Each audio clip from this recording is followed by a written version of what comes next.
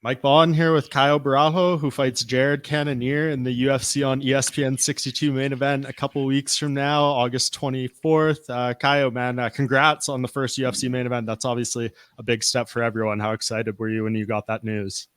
Hey, what's up, Mike? Man, I'm very excited, very happy. When I got the call to do my first main event, I was like, fuck yeah, finally I got the fight that I deserve. Finally I got the spot that I deserve. I've been doing co-main events my whole fights. Yeah, and like I'm always the guy with most interviews and all this stuff, and I do it with a smile on my face, because I know I'm made to a big stage, and now finally get this main event, I'm gonna perform better than ever. That's what I'm feeling. I'm very excited, very happy to be in that spot. No doubt, man. And before we talk about the fight a little more, obviously you are one of like the great products of Dana White's Contender Series at this point, and the next season starts coming up in a few days next week. Just curious, like when the show comes around, does that like spark something in you since you've been in the UFC now a few seasons later? Do you have any teammates competing on this season where you'll like maybe kind of be involved in watching, or how do you just kind of feel about Dana White's Contender Series at this point now that it's rolling back around? Yeah, Contender Series is always a special date for me, a special season for me because I came from the same place. So every time the Contender Series happens and I'm in Vegas, I want to come here and watch the fights, just to feel the energy, feel the environment, the silence when the guys are walking in, and all the crowd, like even if it's a small crowd, but all the noise because it's so close to the octagon. So I like this environment. Last season we were with like four athletes from our team in the season. Now this and three got the contract. Now this season we have one more athlete, Icaro Brito, fighting on the season. So very excited, very happy, and I can't wait. Yeah, man, that's great. And you'll obviously be fighting in the Apex, for this fight with Jared. So you'll kind of be back in familiar territory. He's fought there a few times too, but do you feel like that's one advantage for you, especially in this situation? They'll make things more comfortable and confident for you. Yeah, for sure. Like I'm a guy that fights more calm, more focusing and everything. So I think when the crowd is a little bit less, I get more confident and more calm and more focused. Yeah, so for sure, I'm. I play with my coaches like I'm the king of the apex. I fought 5 times there, five great wins, one bonuses. So for sure, it's a place that I like to fight, and let's see how it goes. I'm just excited, and I'm sure that this place is gonna get me my best performance. And when did you actually find out this fight was happening for sure? Because obviously it was just announced pretty recently. So how much time have you actually had to know this was happening? Like definitely. Oh, it was around like 5 weeks notice. I traveled with Bruno to Manchester. So 2 days prior to to the flight, I got the call to fight the main event against Jerry. I was supposed to fight on October, but I think the opponent just didn't want to fight, so we came in, and the UFC was trying to work some fight for me, and they came in with this great opportunity as a main event. Even if it's 5 week notice, I'm always training. I'm always prepared. I was already training for like 3 or 4 weeks, doing sparring and doing all this thing. So I was already like feeling that I could get a shot really, real fast. So I got it, and I'm ready. Yeah, I mean, that's a lot of interesting storylines around this fight. The timing of it coming together, a huge step up for you, obviously, in terms of like name. Jared's proven a lot, but some interesting stuff around him too, right? Like him coming back just a couple months after the fight with last time around, where people thought it was a controversial stoppage, or depending what Me you too. think on it. Yeah, you thought it was. Yeah, I thought it was an early stoppage. I thought he was winning the fight. He was doing very good. He was taking the fight where he wanted. So I think it was an early stoppage. He was already recovered from the shot. Okay, so you think like him turning around this quick? I know he was calling for it to be rebooked immediately. So you don't think he's particularly vulnerable turning around like this after taking some damage there? I don't know. I don't think he got that much damage on the fight unless the shot that make him wobble a little bit.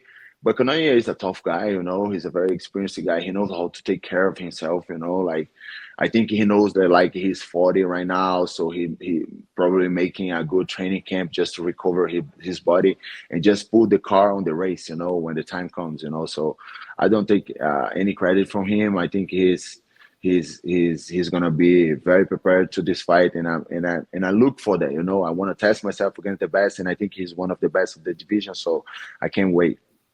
Yeah, I agree with you. I thought I was stopped early as well, and I don't want anyone to discredit you with that kind of excuse if you get the win here, right? And I mean, like you've obviously been preparing for a fight like this for a while. I guess what do you just make of Jared as a whole? You know, despite all that other stuff about the most recent fights, you kind of explained he's one of the older fighters in this division, but still looking very good in recent years. Yeah. He's very experienced guy, you know. He's very consistent, you know.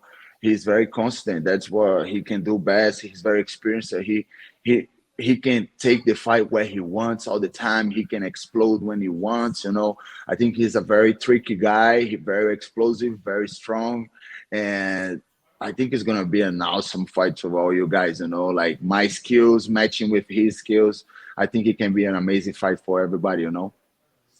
Yeah, and the winner of this fight is obviously going to be in great position, and the timing couldn't be better, right? A week after the title fight that's happening in your division. So I guess first, just give me your thoughts on what's going to happen next weekend between Dricus and Israel at UFC 305. Yeah, I always bet against Dracos, you know, but I always lost. Not money, but I always think that he was going to lose the fights that he got, and he did an amazing job and won the fights, you know. He managed to win the fights, you know. So definitely, but this time I think I'm gonna be again against him, you know. I think Adesanya about stylistically, I don't see this fight matching, you know, their styles. I think Adesanya can manage the distance a lot, can kick him a little bit more, you know, because all of these previous opponent tried to box with him. So I think Adesanya is gonna kick him a lot, manage the distance, circle out, you know, and then I think he's not gonna find a good shot on Adesanya, and I think Adesanya can win this fight, you know, for sure. Yeah, it was interesting. I was talking to Israel yesterday, actually, and this is his longest layoff of his entire combat sports career, like 14 years. And it's only been Mhm. 11 months. It's not like he's been gone for 2 years Yeah. or something. So I just wonder how the time off, even if it's short compared to like other layoffs in MMA, could be beneficial for him too. Yeah, for sure. I think he just needed a time to take a little bit of time for himself. You know, sometimes we're fighting a lot and we're full in our heads, you know, so we need time to just like concentrate, you know, regroup, you know, getting spend time with family and all this stuff. I think it will be good for him. You know, it's not a long time because he's been active for so long. You know, he's very experienced and he fought a lot on Muay Thai, kickboxing, all this stuff. He fought a lot in the UFC. I think like 3 or 4 times a year as a champion. Also, I think he deserved that time off. You know, he deserved the time off, and I think you're gonna make him better. And do you feel like you can make an argument to fight the winner with the right kind of win here? Or do you think, you know, Sean Strickland saying he's going to wait out for the shot of this? We have Chimaev and Whitaker. Hopefully they actually fight this time. But given all that, where do you think, you know, if you get a very impressive victory, it puts you in the division, especially in the fallout of the fight?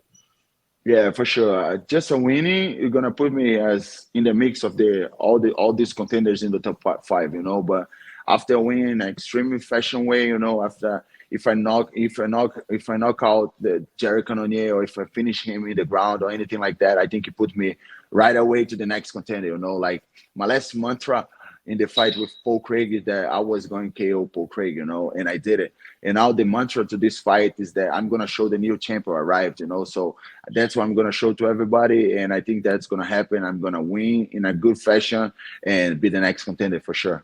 But if the anything that UFC wants to give me, I'm a company man. You know, I know that I have all my steps to go, but I think I would deserve the shot after finish a guy that was never finishing in a right way in the middleweight division. You know, he only lost to Robert Whittaker by decision, and he lost to Adesanya by decision, and that early stoppage against Imavov. You know, so if I finish him, definitely people are gonna look at me and say, "Oh, this is the next contender." So that's my mantra.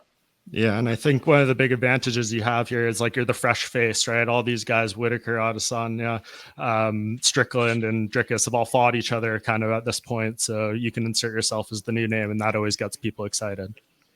Yeah, exactly. I think this is something that plays out good with like an advantage for me, because it's just a new breed that's coming, and this kid can really fight, can really sell fights, can really finish fights. So definitely it plays out as an advantage for me.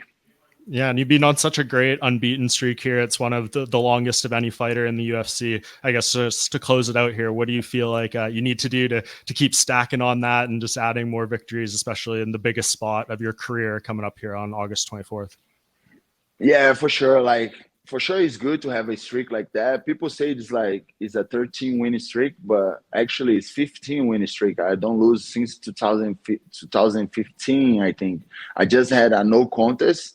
There was a match that I cut my head on the fence, but I didn't lose in 15 in 9 years already. So 15 straight wins is a good record. Is a good straight wins to have in my resume. But actually, when I come to fight, I never think about my last fights. Like the only fight that matters is the fight that I'm fighting right now, and the only fight that matters now is Jared Cannonier on 24 August. So that's my mindset when I come to fight.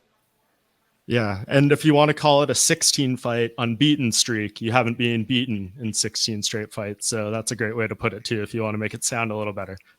Yeah, exactly. Sound better than 13, right? For sure. All right, thanks, man. I appreciate the time, and obviously best of luck coming up here with these next few days of training, and congrats again on this opportunity. Thank you, brother. Thank you so much for your time and space. Thank you so much. Take care, right?